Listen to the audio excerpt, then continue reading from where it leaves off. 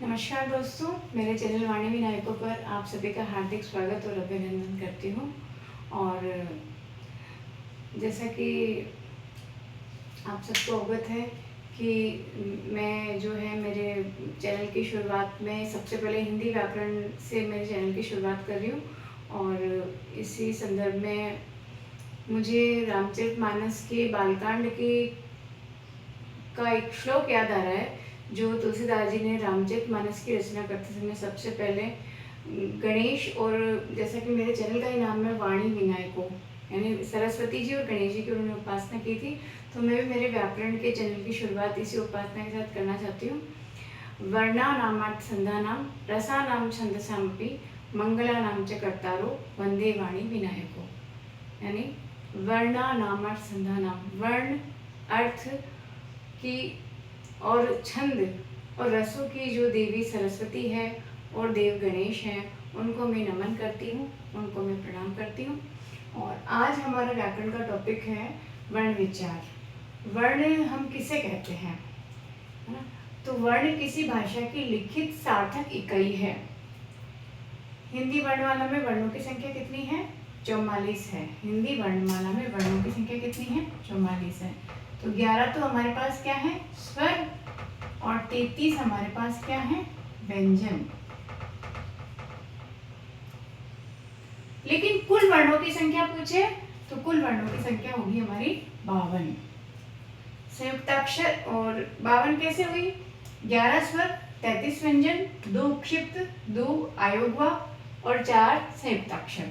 संयुक्ताक्षर में हमारे हैं अक्षय, तर्रय, ज्ञानी और श। अक्षय किससे बन रहा है? क और श से। तर्रय किससे बन रहा है? त और र से। और ज्ञानी किससे बन रहा है? ज और ए से। और श किससे बन रहा है? श और र से। ठीक है, लिख लीजिए आप।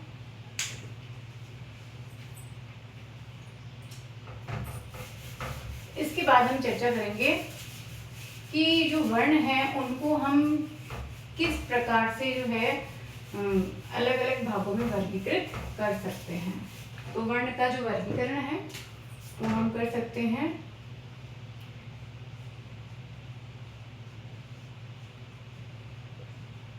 सबसे पहले उच्चारण अवधि के आधार पर।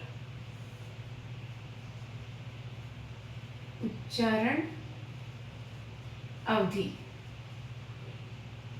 के आधार पर, ठीक है। दूसरा ओष्ठाकृति के आधार पर, मतलब होठों की स्थिति के आधार पर। ओष्ठाकृति के आधार पर, ठीक है। अगला है जिह्वा की स्थिति के आधार पर।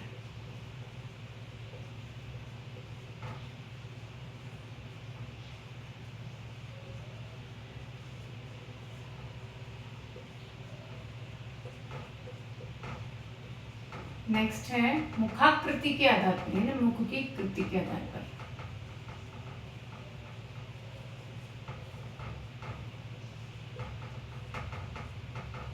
और अंतिम और लास्ट है नासिका के आधार पर।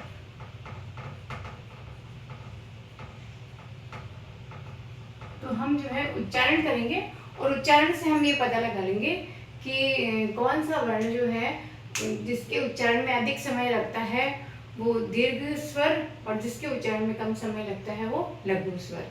ओष्ठाकृति के आधार पर, ओष्ठाकृति के आधार पर मतलब होठ की स्थिति के आधार पर, मतलब जहाँ होठ जो है वृत्ताकार होते हैं वो वृत्ताकार स्वर है, और जहाँ होठ फैल रहते हैं वो अवृत्ताकार स्वर है। तीसरा है हमारा जिह्वा की स्थिति के आधार पर, मतलब जिह्वा का कौन सा भाग सक्रिय रहता है? अग्र, मध्य और पश्च। जहाँ जिह्वा का अग्र भाग सक्रिय रहता है वो अग्र स्वर, जहाँ जिह्वा का मध्य भाग सक्रिय रहता है वो मध्य स्वर, और जहाँ जिह्वा का पिछला भाग जो है अधिक ज्यादा सक्रिय रहता है वो पश्च स्वर। अगला है अपना मुखाकृति के आधार पर। मुखाकृति के आधार पर में हम बात करते हैं संवृत, अर्धसंवृत, विवृत और अर्धविवृत। और लास्ट है नासिका के आधार पर। नासिका के आधार पर नेनुनासिक और अनुनासिक। नेनुनासिक जहाँ केवल निर्नु, निर्नु का मतलब होता है जहाँ नासिका का प्रयोग नहीं होता, जहाँ केवल मुख का प्रयोग होता है वो निर्नुनासिक। अनुनासिक जहाँ मुख और नासिका दोनों के प्रयोग होता है। ठीक है, सबसे पहले हम उच्चारण अवधि की बात करते हैं। उच्चारण अवधि के आधार पर में हम देखेंगे तो सबसे पहला है हमारा लघु स्वर और दीर्घ स्वर। लघु का मतलब क्या होता है? छोटा, है ना, और दीर्घ का मतलब क्या होता है? बड़ा। जैसा कि इसके नाम से ही अपन को पता चल रहा है, लघु स्वर और दीर्घ स्वर। ठीक है, तो लघु स्वर में हमारे आएंगे ए, ई, उ और री। ये सब क्या है? लघु स्वर है। लघु स्वर को ही हम मूल स्वर या एक मात्रिक स्वर भी कहते हैं।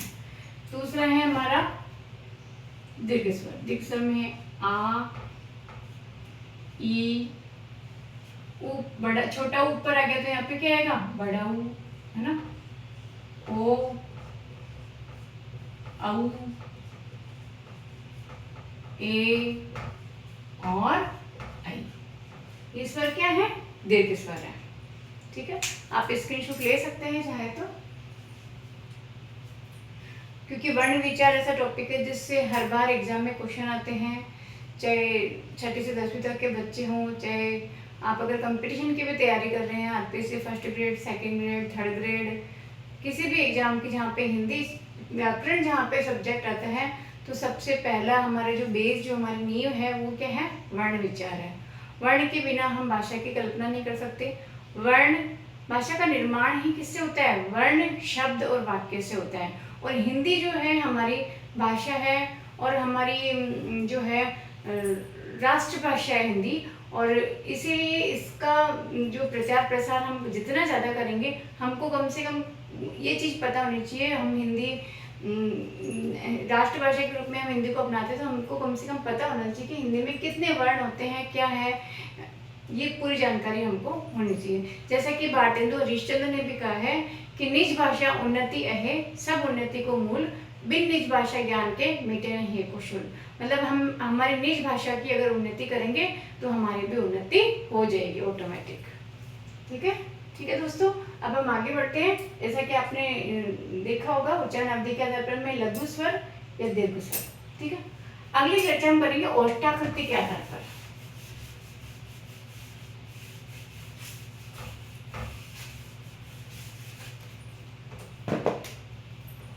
इसमें है वृत्ताकार और अवृत्ताकार।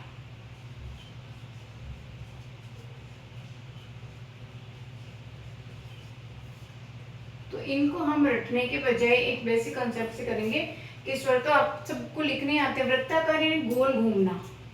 ये वृत्त हमारा गोल जहाँ घूमता है हमारे होठ, वो क्या है? वृत्ताकार स्वर है। और जहाँ होठ जो है गोल ना घूमकर होठ क्या रहते हैं? फैले रहते हैं, वो क्या है? सभी अवृत्ताकार है। तो जहाँ वृत्ताकार में आ जाएंगे अपने ऊ, छोटा ऊ, बड़ा ऊ, ओ, औ, ये सब क्या है? वृत्ताकार है।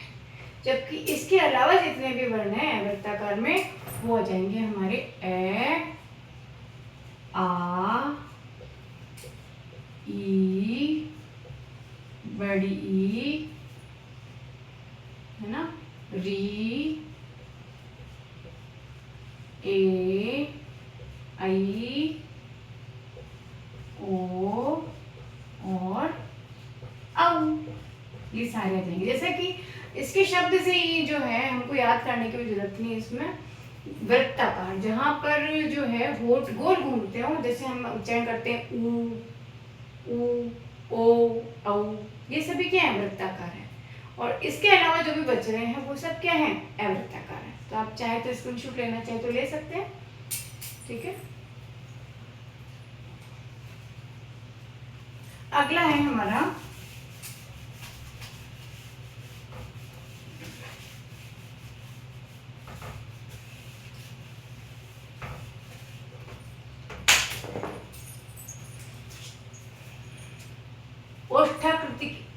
हो गया जिह्वा की स्थिति के आधार पर। जिह्वा की स्थिति के आधार पर में हमारे हैं अग्र, मध्य और पश्च। जहाँ जिह्वा का अग्र भाग अधिक सक्रिय रहता है वो अग्र स्वर है, जहाँ जिह्वा का मध्य भाग अधिक स्वर जो सक्रिय रहता है वो मध्य स्वर है, और जहाँ जिह्वा का पश्च भाग सक्रिय रहता है वो पश्च स्वर है।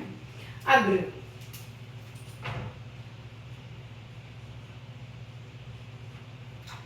अग्र, मध्य और पश्च। ठीक है, तो अग्र में हमारा है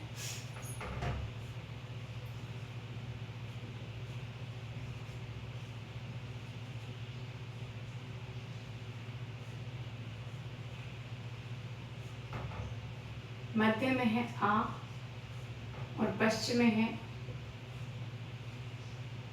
आ, उ, ओ, औ। ठीक है, ये है।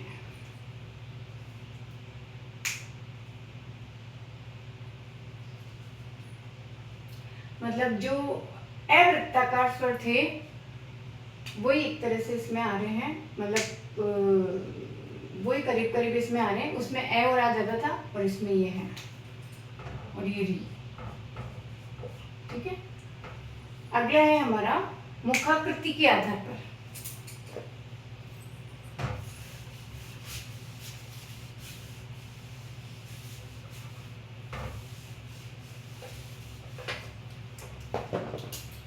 मुखाकृति के आधार पर में है हमारा संवृत्त, अर्ध संवृत्त,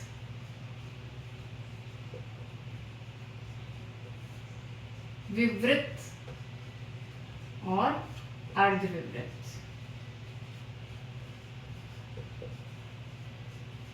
संवृत्त का मतलब क्या होता है? बंद मुख। अर्ध विवृत्त का मतलब संवृत्त से कम थोड़ा खुला हुआ मुख। विवृत्त का मतलब पूरा खुला हुआ मुख, और अर्ध विवृत्त का है विवृत्त से थोड़ा कम खुला हुआ मुख। तो इसको बनाने की एक तरीका ये है कि सबसे पहले हम क्या लिखेंगे? ए लिखेंगे। तो सबसे पहले हम लिखेंगे ए आ, ए यहाँ लिखेंगे हम, आ यहाँ लिखेंगे। ए आ, ई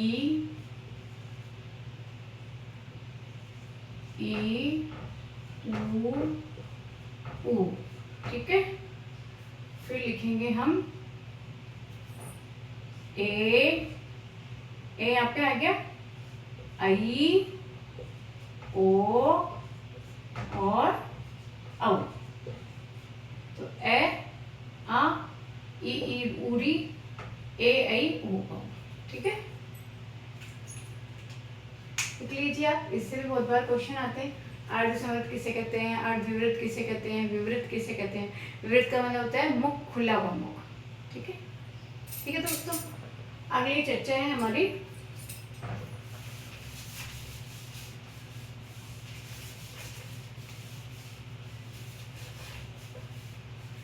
नासिका के आधार पर। निर्नुनासिक,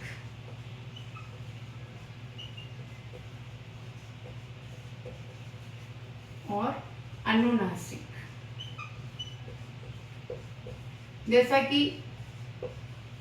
शब्द में ही अर्थ छिपा हुआ है ना, हमारी भाषा हिंदी भाषा इतनी सुंदर और इतनी अच्छी है कि यहाँ शब्द में ही अर्थ छिपे हुए हैं। तो निर्नु यानी जहां पर नासिका का प्रयोग, निर यानी नहीं, निर ने से ये हमारे उपसर्ग में था ना, निर यहाँ पर नहीं प्रयोग हो। किसका प्रयोग नहीं हो? नाक का प्रयोग नहीं हो। वो कौन सा है? निनुनासिक। निनुनासिक में क्या आ रहे हैं? सभी स्वर आ रहे हैं। और अनुनासिक जहां नाक और मुख दोनों का ही प्रयोग हो, वो क्या है? अनुनासिक है। तो अनुनासिक में आ रहा है हमारे ये जो बिंदी जहां पे भी लगी हुई है वो सभी क्या है? निर्नुनासिक है। ठीक है, जहाँ पे भी ये डैश और ये बिंदी, ये मतलब बिंदु लगा हुआ होता है, डैश नहीं सॉरी, जहाँ बिंदु लगा होता है वो सभी क्या है? अनुनासिक है। ठीक है, तो आपको ये हमारा वीडियो अच्छा लगा तो इसको चैनल को लाइक और सब्सक्राइब अवश्य करें। कल हम चर्चा करेंगे कि व्यंजन जो है उनका उच्चारण स्थान कौन कौन सा है और कौन कौन से व्यंजनों को हम किस तरह से उच्चारित करते हैं। धन्यवाद दोस्तों।